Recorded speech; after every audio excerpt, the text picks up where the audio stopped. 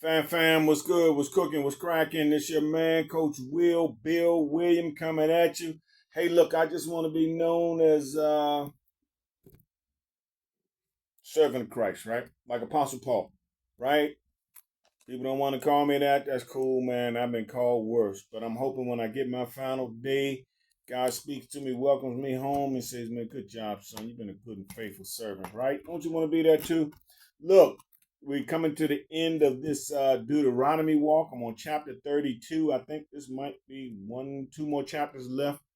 Had a great, fantastic walk. Man, I'm so blessed that my friends walked this out with me. I mean, it's been beautiful, really, really beautiful. So, hey, I just want to finish out, right? All right, so let's jump in. I'm going to read. I'm back to the good old complete Jewish Bible with the Hebrew names. So without further ado, chapter 32, verse 1. Hear, O heavens, as I speak. Listen, earth, to the words from my mouth. May my teachings fall like rain. May my speech condense like dew, like light rain on the blades of grass or the showers on growing plants. I love gardening, so I dig that analogy. For I will proclaim the name of Adonai. Come, declare the greatness of our God, the rock. His work is perfect. And for all his ways are just, a trustworthy God who does no wrong. He is righteous and straight. He is not corrupt. The defect is in his children, a crooked and perverted generation. You foolish people, so lacking in wisdom. Is this how you repay Adonai? He is your father who made you his. It was he who formed and prepared you. Remember how the old days were. Think of the years through all the ages. Ask your father, he will tell you. Your leaders too, they will inform you. When Elohim,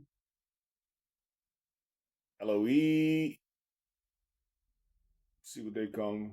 When Eon gave each nation its heritage, when he divided the human race, he assigned the boundaries of its people according to Israel's population. But Adonai's share was his own people, Yaakov, his allotted heritage.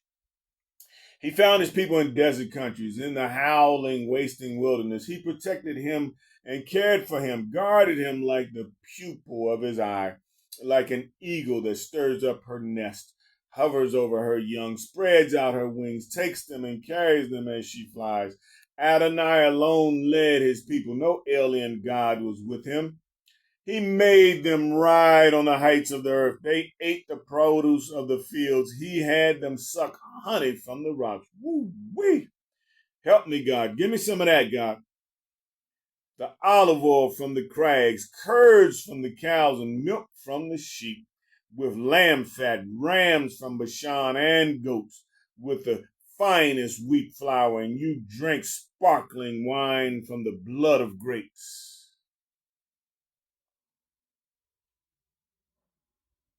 All right, so there it is. I mean, anybody talk, say, "Oh man, you can't drink wine." We know better than that. If you're a Christian, you can't drink wine. No, we know better. But Yesharun grew fat and wicked, and Yesharun grew fat and kicked. You grew fat, thick, gross. He abandoned God, his master. He scorned the rock, his salvation. They roused him to jealousy with alien gods, provoked him with abominations. They sacrificed to demons, non gods, gods that they had never known, new gods that they had come up with lately, just made up some gods, it appears. So, yeah, I'm going to worship that. Which your ancestors had not feared. You ignored the rock who fathered you. You forgot God who gave you birth. Adonai saw and was filled with scorn at his sons and daughters' provocation. He said, I will hide my face from them and see what will become of them, for they are a perverse generation, untrustworthy children.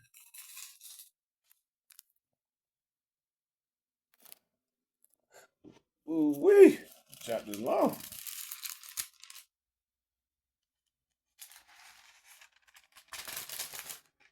Okay.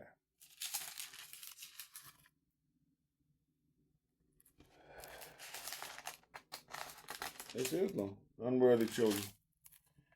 Verse 21. They arouse my jealousy with a non-God and provoke me with their vanities. I will arouse their jealousy with a non-people and provoke them with a vile nation. Sound like we might be the non-people, but we're not a vile nation. Well, I'm not part of a vile nation. For my anger has been fired up. It burns to the depths of Sheol, devouring the earth and its crops, kindling the very roots of the hills. I will heap disasters on them and use up all my arrows against them. Please, no, God, please don't. Fatigued by hunger, they will be consumed by fever and bitter defeat. I will send them the fangs of wild beasts and the poison of reptiles crawling in the dust. Outside, the sword makes parents childless. Inside, there is panic as young men and girls alike are slain, sucklings and graybeards together. I considered putting an end to them, erasing their memory from the human race, but I feared the insolence of their enemy, feared that their foes would mistakenly think we ourselves accomplished this. Adonai had nothing to do with it. They are a nation without common sense, utterly lacking in discernment. If they were wise, they would figure it out and understand their destiny. After all, how can one chase 1,000 and put 10,000 to rout unless their rock sells them to their enemies? Unless Adonai hands them over. But our enemies have no rock like our rock. Even they can see that. Rather, their vine is from the vine of Sidon and from the fields of Amorah. Their grapes are poisonous. Their clusters are bitter. Their wine is snake poison, the cruel venom of vipers. Isn't this hidden with me? Sealed in my storehouses? Vengeance and payback are mine. For the time when when their food slips. For the day of their calamity is coming soon. Their doom is rushing upon them. Yes, Adonai will judge his people, taking pity on his servants when he sees that their strength is gone, that no one is left, slave nor free. Then he will ask, where are their gods? The rock in whom they trusted, who ate the fat of their sacrifices and drank the wine of their drink offering. Let him get up and help you. Let him get up and help you. Let him protect you. See now that yes, I am he, that there is no God beside me. I put to death and make alive. I wound and I heal. No one saves anyone from my hand. For I lift up my hand to heaven and swear, as surely as I am alive forever, if I sharpen my flashing sword and set my hand to judgment, I will render vengeance to my foes, repay those who hate me. I will make my arrows drunk with blood. My sword will devour flesh, the blood of the slain and the captives, flesh from the wild-haired heads of the enemy. See, people say, oh man, is that a God that I want to be with? I ain't a God I love. Look, remember, God loved us so much, he sent us his son, Jesus Christ. He loved us. He said, look, my children are always cutting the food. Look, I'm coming back as in the flesh, and I'm going to pay the penalty and the price for their sin. And so they had an opportunity to be free. They won't be stuck under the burden of sin. That's what he did for us, fam. Verse 60, what does it say? Verse 45, Moshe came and proclaimed all the words of this song in the hearing of the people, and Hoshea, the son of Nun. That's a song. When he had finished speaking all these words to all Israel, he said to them, take to heart all the words of my testimony against you today, so that you can take them in charging your children to be careful to obey all the words of this Torah. For this is not a trivial matter for you. On the contrary, it is your life. Through it, you will live long in the land you are crossing the Jordan to possess.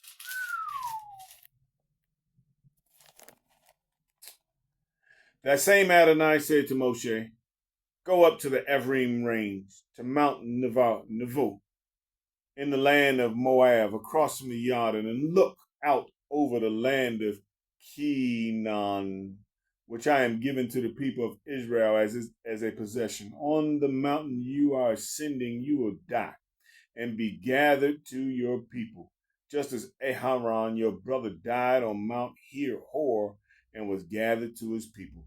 The reason for this is that both you broke faith with me there among the people of Israel at the Merivah Kadesh spring in the Zin desert. You failed to demonstrate my holiness there among the people of Israel. So you will see the land from a distance, but you will not enter the land I am giving to the people of Israel." Well, what a sad way to end, right? But I guess God didn't say, "Moses, you won't be able to come home with me to me. I won't be welcoming you home."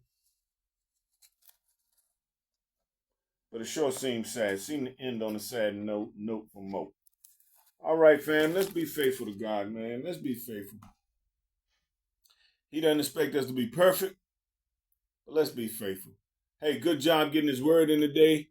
Again, I always say listen to it twice, right? Since you're listening, you tend to multitask, like watch TV and listen at the same time, or just participate in other stuff and while listening, which is okay. But in order to get the full juice, I encourage you to listen twice. Listen to my reading once, and maybe Felicia's, or maybe Felicia and Deanna, or maybe Deanna and Jordan, or maybe Sierra and Jordan, or maybe Tiara and me, and just switch it up. Or maybe you want to hear the computer, Siri or Alexa read it to you, but that's cool. Long as you get God's word in between your ears. I'm having a great walk. Who's out there is walk with me every step, every verse of the way? Leave me a comment. Love you, bless you, thank you. Bendega, Baruch, Shalom, peace. Oh, we're finally getting some storms and great rain here in Florida. Bless you. I got to run to Home Depot to get some glue.